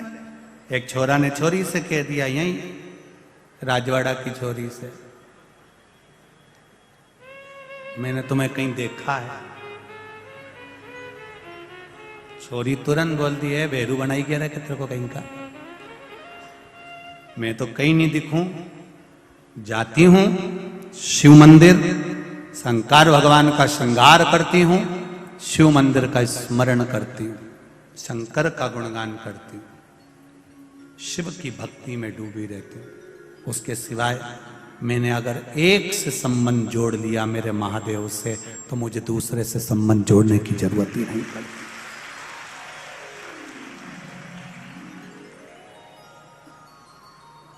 बहुत ध्यान देना। छोरी छोरा, छोरी का जरा सा मोबाइल खराब हो जाए तो छोरा बैलेंस डलवा देता है, क्योंकि वो उससे स्नेह करता है। कपड़े दिला दे, सामान दिला दे, मोबाइल गिर गया तो मोबाइल दिला दे। जरा सोचो, एक संसार के व्यक्ति से प्रेम करा तो उसने तुम्हारा मोबाइल का बैलेंस डलवा दिया, तुम्हें गाड़ी पे घुमा दिया, वो भी दूसरे की, कहीं से सुधरने आई थी। जरा सा प्रेम हुआ, उसने बैलेंस डलवा दिया, तुम्हारा खर्चा उठा रहा है। कितने साल उठाएगा? एक जरा सा थोड़ा सा संसार वालों से प्रेम करा, उसने तुम्हारा खर्चा उठाया। एक बार मेरे महाकाल से प्रेम कर कर देखना, वो पूरे परिवार का उठाएगा। अकाल मृत्यु वो मरे जो काम करे, चंडाल का काल उसका क्या बिगाड़े जो भक्त हो। महाकाल का एक बार उससे प्रेम कर कर देखिए, उससे स्नेह लड़ा कर देखिए, उससे नेम लड़ा कर देखिए, उससे मिलो तो। अभी तुम मिले नहीं हो अच्छे से उससे, अभी तो तुम कैमरा वाला से मिले थे बस। अभी एक आध बार जरा अच्छे से उससे मिल जाओ। अब मिल गए हो, परंतु इतनी बार कैमरा वाले ने दिखाया, एक नहीं उठाया। बस कहीं नहीं, अपने को ऐसे ही सुधरना है। थोड़ा सीवर वाला महाराज गड़बड़ बोलेगा, बोल दे बोले, अपने कोई दिक्कत नहीं है, अपन घर जाके चाय बना के पी लेंगे। और ज्यादा सीवर वाला महाराज पे गुस्सा आए तो उक्कल में अदरक डाल के उसका कूट लेना, कोई दिक्कत नहीं, उसमें कहीं टेंशन वेंशन नहीं है। और यही सोचना और बोल महाराज, कहीं नहीं, जोरदार अदरक को कूट लो तुम, कई दिक्कत नहीं अपने, परंतु अपन सुधरेंगे तो सुधरेंगे, ये निश्चित है। अब थोड़ा गुस्सा अगर आए ना तो अदरक ज्यादा डाल लो चाय में कूट कूट के। और सास पूछे आज बहुत तेज आवाज आ रही है, बस कथा सुनने गई थी, वो महाराज ने कह दिया, हाथ हिला, गुस्सा तो कुछ भी हो। और महाराज को तो कूट नहीं सकती, तो इसलिए अदरक कूट लेती, तुम कूट लो, उसमें कोई दिक्कत वाली बात नहीं है, तुम टेंशन, पर सुधरेंगे अपन। बोलो री जी जियो।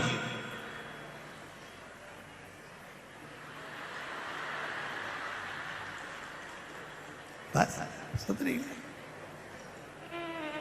अंत समय प्रभु आना पड़ेगा, वचन दिया तो निभाना पड़ेगा। बस ऐसी प्रसन्नता तुम्हारे जीवन में, ऐसी स्माइल रहना चाहिए, भोले बाबा ढूंढते ढूंढते तुम्हारे पास पहुंच जाएगा। ये मेरा प्रिय है। तुम क्यों उदास होती हो? भगवान कृष्ण ने जरा नाम के व्याघ्र से पूछा, तूने बाण मारा, तीर मारा, मेरे पांव में लगा, पर मुझे आनंद की अनुभूति हुई है उसमें। मेरा बंधन टूट गया, पूर्व का बंधन। मैंने छुपकर तुम्हें मारा था, तुमने छुपकर मुझे मार दिया। ये शिव तत्व है। शंकर भगवान के दरवाजे पर जाने से पूर्व का कितना भी पाप हो वो छिन्न हो जाता है, हमारे पुण्य प्रबल हो जाते हैं।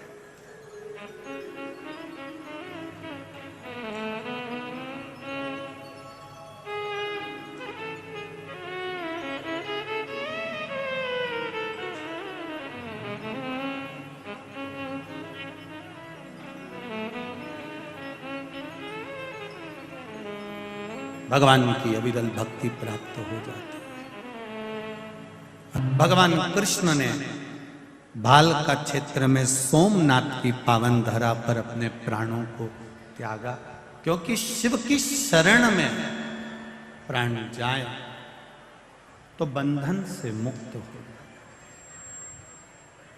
बहुत सुंदर एक बात कही है। दक्ष प्रजापति ने अपनी बेटियों को समझाया, तुम चिंता मत करो, चंद्रदेव को बुलाया, उनसे निवेदन करा। ये आप क्या कर रहे हो? चंद्रदेव, आप एक पर अपना स्नेह रखते हो, बाकी के सब पर स्नेह नहीं होता। चंद्रदेव ने कहा आगे से गलती नहीं होगी। सारी रानियों पर बराबर का स्नेह करा। थोड़े दिन बाद चंद्रदेव वापिस वैसे की वैसे ही हो गए। रोहिणी पर उनका स्नेह प्रबल हो गया। फिर वापिस उन्होंने सब पर स्नेह करना बंद कर दिया। शिव कथा कर रहे, शिव महापुराण की कथा कर रहे। अब की बार चंद्र को बुलाया और चंद्रदेव को बुलाकर कहा कि चंद्रदेव, तुमने फिर गलती कर दी है। मैं श्राप देता हूं तुमको चंद्रदेव, तुम्हारी काया का तुमको जो अभिमान है, ये काया छिन्न हो जाए। चंद्रदेव की काया क्षीण हो रही, टपक रही।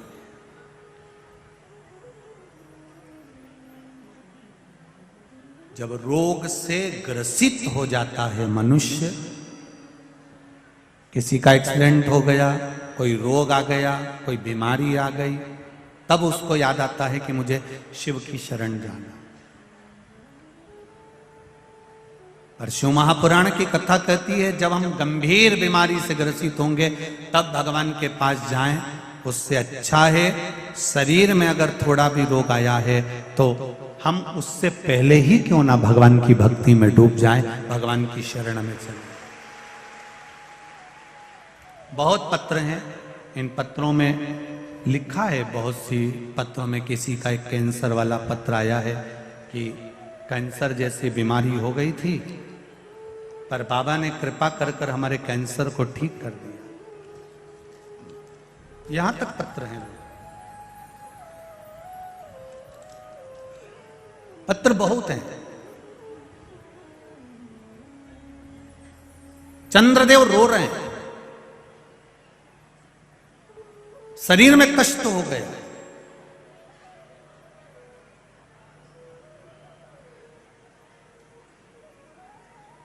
एक बात चंद्रदेव के जीवन में चंद्रदेव को समझ में नहीं आई।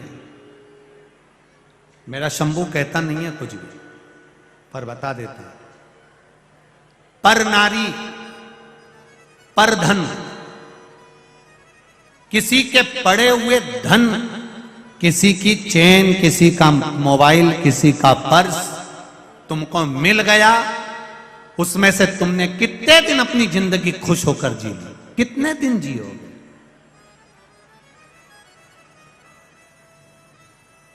फिर वापिस वही रोना जिंदगी का, और उससे अधिक रोना जीवन का है,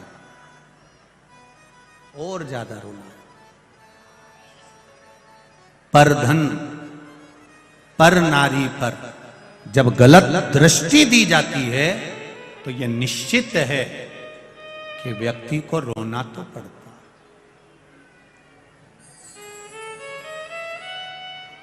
भगवान ने शरीर दिया है, काया दी है, इसका इतना अहंकार मत करना कि अंत समय तुम्हारा रोग से ग्रसित होकर निकले। इतना अहंकार में मत डूबना कि जिंदगी में रोना पड़े। हर पल हर घड़ी उसको धन्यवाद देते रहना कि तेरी कृपा से मिला है। शरीर भी दिया तो तूने दिया, घर भी दिया तो तूने दिया, बच्चे भी दिए तो तूने दिया, खाने के लिए दांत भी तूने दिया तो उधर भी तूने दिया, और भोजन भी तू ही दे रहा है।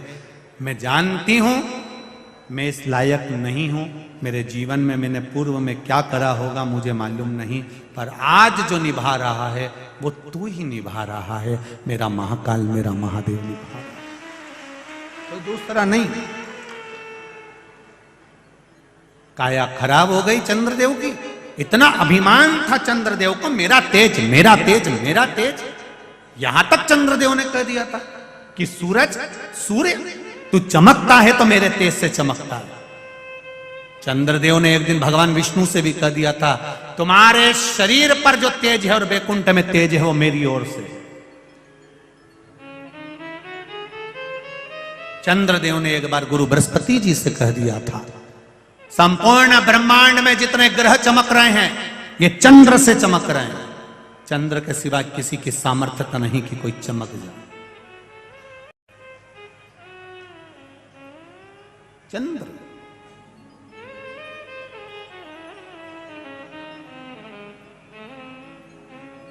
सारा अहंकार, काया का जो अभिमान था वो रह गया, पड़ा है, कोई मतलब का।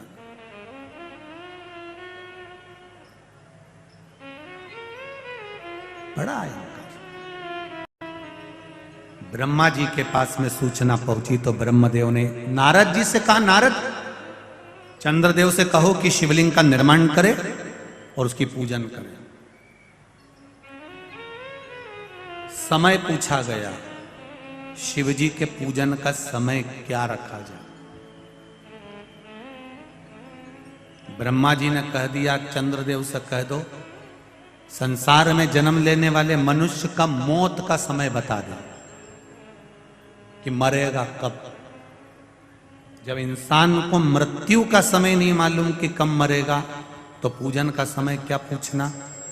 हर पल दिन रात भगवान की भक्ति ऐसे करो कि मैं अगले पल जीवित रहूंगा कि नहीं रहूंगा। जब मौत का ठिकाना नहीं तो मरने का क्या ठिकाना, भजन का क्या ठिकाना। कोई कहता भगवान का भजन दिन में करो रात में मत करो, कोई कहे शाम को करो सुबह मत करो, कोई कहे अभी करो बाद में मत करो। सबकी सुनो। पर शिव महापुराण कथा कह रही है कि कब मरोगे तुमको मालूम है क्या। जब तुम्हें मरने का नहीं मालूम है, मालूम पड़े रोटी खाता खाता लुढ़क गया, तो उससे पहले ही शंकर का भजन कर लो, उससे पहले ही एक लोटा जल चढ़ा लो, उससे पहले ही शिव की भक्ति कर लो, भगवान का भजन कर लो, राम कर लो, कृष्ण कर लो, शिव कर लो। मृत्यु का ठिकाना नहीं है कि कब मरोगे, तो भजन का भी कोई समय नहीं है। तुम्हारी मर्जी पड़े तब करो, पर शिव का भजन।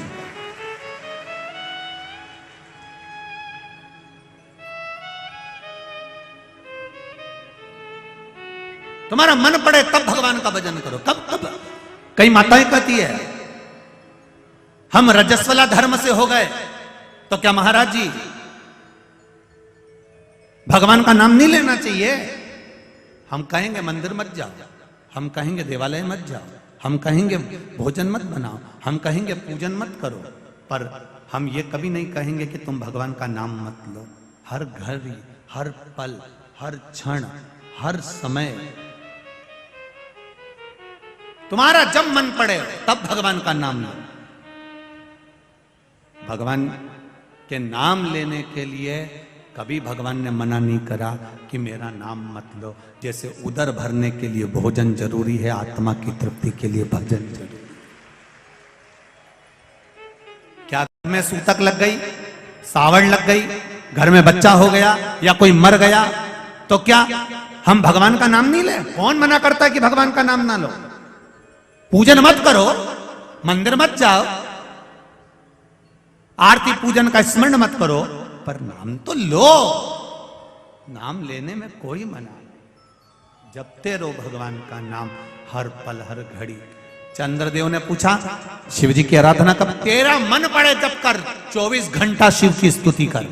चंद्रदेव ने शिवलिंग बनाया, पूजन करी, रोज पूजन करते, रोज अर्चना करते, रोज विनती करते। शिव जी प्रकट हो गए, एक कुंड चंद्र कुंड प्रकट हो गया, उस कुंड से शंकर भगवान प्रकट हो गए। प्रकट होकर कहा ले इस कुंड में स्नान कर, तेरा चर्म रोग समाप्त हो जाएगा। चंद्र कुंड में चंद्र ने स्नान करा, रोग समाप्त हो गया। रोग गया, रोग समाप्त हुआ, चंद्रदेव ठीक हुए, भगवान सोमेश्वर महादेव के रूप में विराजमान हो गए। बोल सोमनाथ भगवान की। 12 ज्योतिर्लिंग में प्रथम ज्योतिर्लिंग सोमनाथ, जहां पर चंद्र कुंड है। जिस सोमनाथ जी के पास में भगवान शंकर के उस धाम के पास में भगवान कृष्ण भी आकर अपने प्राणों को त्यागना चाहते हैं, क्योंकि वहां से मैं मुक्त हो जाऊंगा, संसार के सारे बंधन छूट जाएंगे। ऐसे सोमेश्वर महादेव का स्मरण किया गया। भगवान अर्धनारीश्वर भगवान का दर्शन अपन करेंगे। भगवान अर्धनारीश्वर पधार रहे हैं, जोरदार ताली बजाकर स्वागत करें।